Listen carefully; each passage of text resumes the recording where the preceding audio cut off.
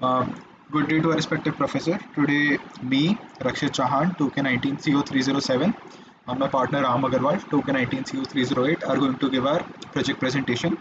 The topic which we have chosen is fastest finger first using JK flip flops.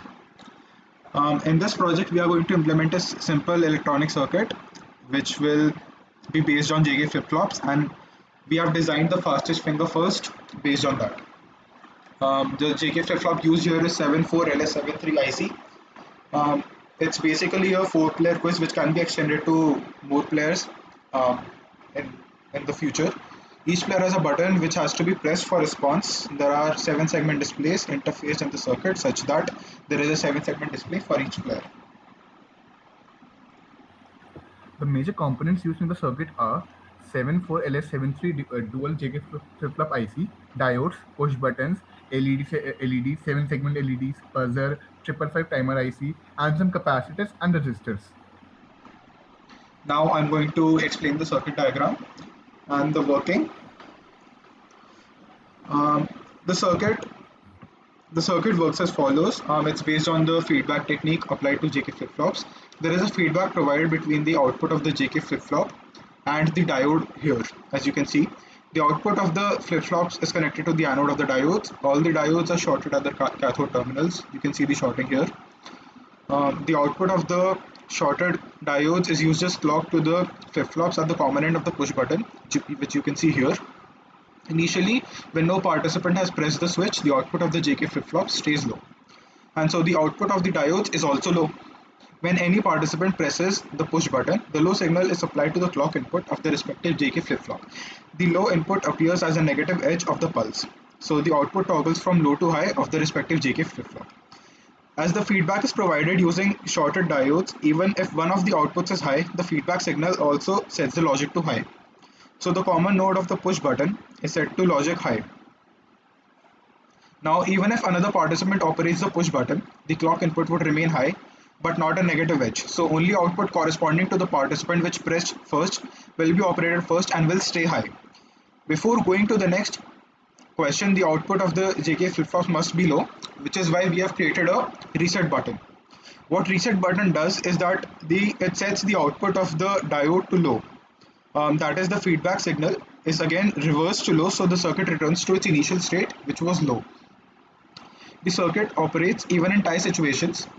Um, it is possible because of the feedback technique. As the required clock signal is low, the input are acceptable until the feedback is low. At this low situation, all the flip-flop outputs can be turned high by operating the push button. But at least one of the outputs is high, the feedback becomes high, and the further inputs are not acceptable. The output of the JK flip-flops is connected to the 7-segment LEDs, as you can see here. The maximum output of that can be supplied by the flip-flop output pins is around 10 milliamperes. Now you can also see the 555 timer IC which we have used here in the buzzer. In this circuit, the LED is connected at the output stage of shorted diodes using a transistor, which you can see here. A buzzer can also be used instead of an LED. If a buzzer of voltage rating above 5 volts is connected in place of the LED, then it must be connected through a 5-volt relay.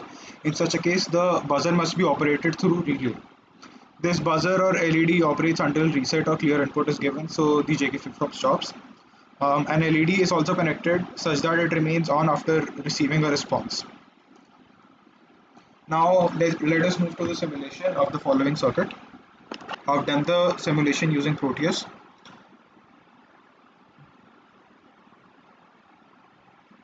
Here you can see the exact same circuit which we have made. Um, Now let us play. Now if I press the button corresponding to the first player, the this LED should give number 1. Now we can see that this is working. Now if I press any other LED without pressing the reset button, it won't work because player number 1 has pressed his button first. Now we have to reset this. Now as you can see, after resetting, After resetting, this number 1 disappears. So now the circuit is in the initial state again. Now if I press 3, you can see the 3 is now appeared, and you also heard the buzz of the buzzer for which we have used a 555 timer IC, and you can also see that the LED is glowing. So this concludes the simulation for the project. Now Ram is going to show you the Verilog application for the same. We have also created a Verilog circuit that demonstrates the same purpose. This is the code, and the output is such that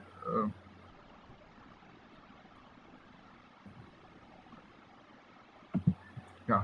So this is the output.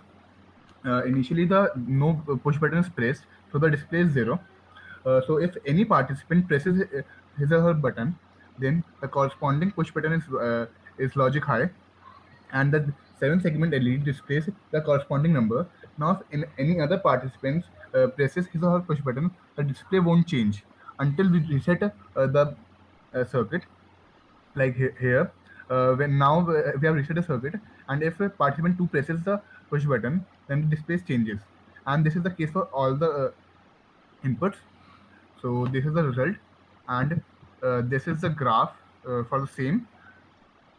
So this shall summarize our presentation. Thanks a lot for listening.